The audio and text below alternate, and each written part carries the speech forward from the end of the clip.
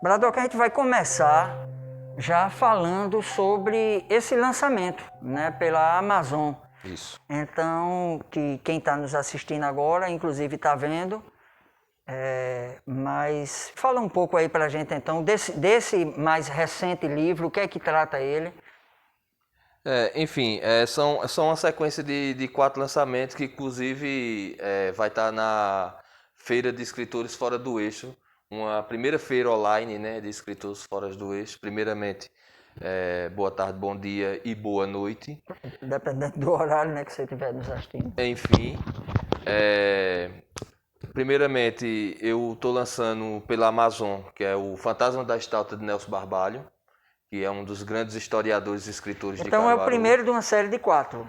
O primeiro de uma série de 4. Depois vem o Fantasma da Fábrica Caruá, que é a história dessa grande fábrica que trouxe o desenvolvimento a Caruaru, né? Inclusive trouxe energia elétrica, trouxe água potável. E através dessa fábrica nasceu os bairros tanto do Riachão quanto do Salgado, né? E nessa fábrica Caruá existem vários mitos, né? Pessoas que sofreram um acidente de trabalho, inclusive que esse local hoje é a Fundação de Cultura, né? E também é o pátio de eventos. Então ficou aquela mística, né? Por ali eu fiz o Fantasma da Fábrica Caruá, fiz também a Maldição do Andarilho das Ruas, que é baseado na história do judeu errante, que foi uma das poucas vezes que Jesus Cristo soltou uma maldição. E esse judeu, ele foi na época da crucificação, né, no ano 33 em Jerusalém, em que Jesus Cristo, ao levar a terceira queda na Via Cruzes, ele parou e certamente um sapateiro cuspiu nele e esmurrou ele e pediu para ele caminhar. Então Jesus Cristo disse: eu vou caminhar, agora você também vai caminhar até o fim dos tempos, até o meu retorno. Então essa é uma história da Idade Média. E assim como Caim, que sofreu aquela maldição depois de matar Abel, o andarilho ele anda até hoje, até o retorno de Jesus. Já tinha um personagem, o Andarilho das Ruas, e por acaso, fazendo umas pesquisas de escatologia, eu me deparei com esse conto da Idade Média, que é justamente chamado Judeu Errante. Inclusive ele está disponível na internet, é só colocar Google Judeu Errante ou até no YouTube, e vocês vão encontrar esse relato. Então eu fiz como que fosse uma continuação, uma parte 2, passando nos tempos de hoje. Contextualizando Em que ele vem para Caruaru, que na ficção chama-se Caruaras. Eu gosto muito de trabalhar esse nome. E interage com os personagens do universo bradockiano. Também está pela Amazon. Enfim, e são obras que, assim, eu estou sempre procurando movimentar e fechando, assim, esses são e-books, né, são livros digitais. E fechando porque, assim, eu sempre faço um livro físico, eu juntei todos esses livros. Tem outro também que é o Nanopunk, e o Nanopunk já é o gênero da ficção científica, é baseado na nanotecnologia. Então são aqueles micro-robôs, são robôs que cabem na ponta do dedo, entendeu? Eles trafegam pelas digitais. Microchip. São nanorobôs.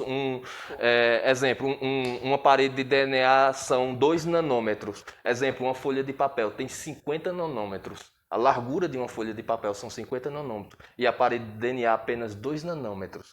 Então, o nanopunk ele é baseado na nanotecnologia, como o cyberpunk é baseado na tecnologia de informação, o nanopunk ele é baseado na nanotecnologia, que são os micro-robôs, que inclusive circulam por dentro de você, pelas veias, artérias, entendeu? Justamente hoje para combater cirurgia, para combater câncer, essas coisas mais complexas de dentro do organismo, a ciência também tem... Instala, né, para facilitar até o processo cirúrgico, como ele disse, ou de tratamento. Verdade. Circulando por dentro do corpo e filmando. Isso. A nanotecnologia é uma ciência muito bem recente. Esse gênero literário, o nanopunk, também é bastante recente. E assim, eu estou trabalhando também bastante nesse universo, misturando terror e misturando ficção. Ciência e magia, máquinas e misticismo, entendeu? Você, em diversos momentos, teve uma vivência muito forte, ou sendo reconhecido, premiado, ou até mesmo, muitas vezes, participando, ajudando a organizar esses eventos literários chamados do campo marginal, né, que caminha à margem né, do processo dito como oficial. E aí veio esses saraus, essas movimentações que são feitas na rua, no morro, na praça, no monte, na praça. E por conta da pandemia, como é que ficou o movimento nesse período? A gente tá, assim, eu sou cofundador do Ordem Cultural do Agreste, que foi um movimento que foi de 2013 a 2016. Depois, com a poetisa trovadora Nay Harris do Agreste e o poeta Urbano Leafa, que já vinha de outro movimento chamado Malim, juntamente com Maria Quilô, a gente formou o Resistência Poética Caruaru, que era outro movimento. Mas, como todo movimento, ele agregou e, ao determinado do tempo, ele vai se esvaziando, que é muito normal, né? O berço dele foi ali a estação ferroviária de muitos desses movimentos, eu creio que sim. Sim, né? sim, porque... Embora que cada um já tinha lá a sua área de atuação, mas Verdade. convergia para... Verdade. O despoeta Urbano Leafa, ele já vinha do Malim e sempre estava por ali, pela estação, né?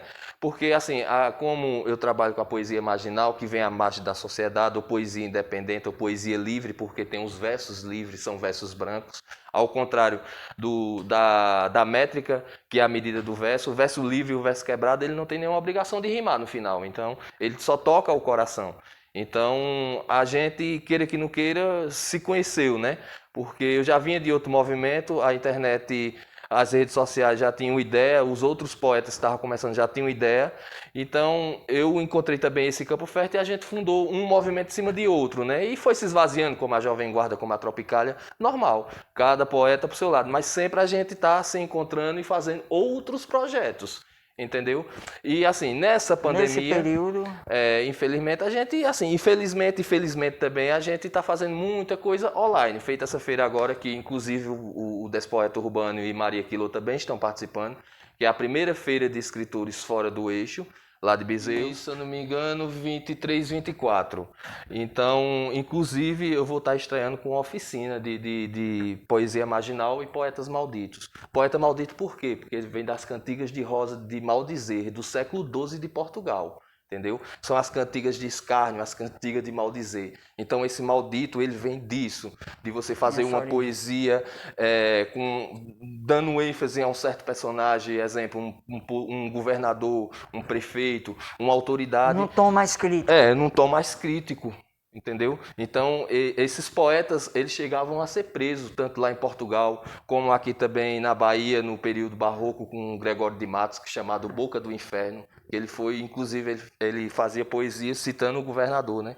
E ele foi exilado, inclusive veio para Recife na época. E a gente está vivendo uma época que fica trazendo essas imagens à lembrança. Eu nasci em 67, em dezembro, eu peguei ainda um desses atos institucionais, né, que foi saindo aí na sequência, e me parece, né, tudo bem que o mundo gira, Eclesiastes mesmo fala isso, né, não há nada novo, tudo se repete na história, Salomão. Mas que o Brasil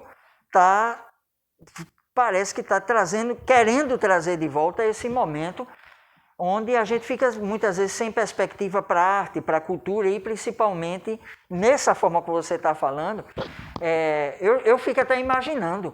Né? Já pensou vocês lá em Bezerro, que se expressando tal, e vinha uma repressão, né, da polícia, do governo, do Estado, por conta do que está sendo dito, expresso? É complicado, mas parece que a gente não está muito longe de viver de novo esse momento não. Viu? Eu espero que o Eterno nos livre. É verdade. A gente assim, vive uma época muito nefasta, uma época a moeda, falando um pouco de política, né? Uma desvalorização da moeda, um desemprego gigantesco. A gente vive um desgoverno nessa área de pandemia, né? Graças que a gente tem grandes instituições, grandes pilastras do nosso país que ainda coloca a nação em pé. Que é justamente sistemas como o SUS, que é maravilhoso, a gente está se vacinando, porque só com a vacina que a gente consegue sair da pandemia.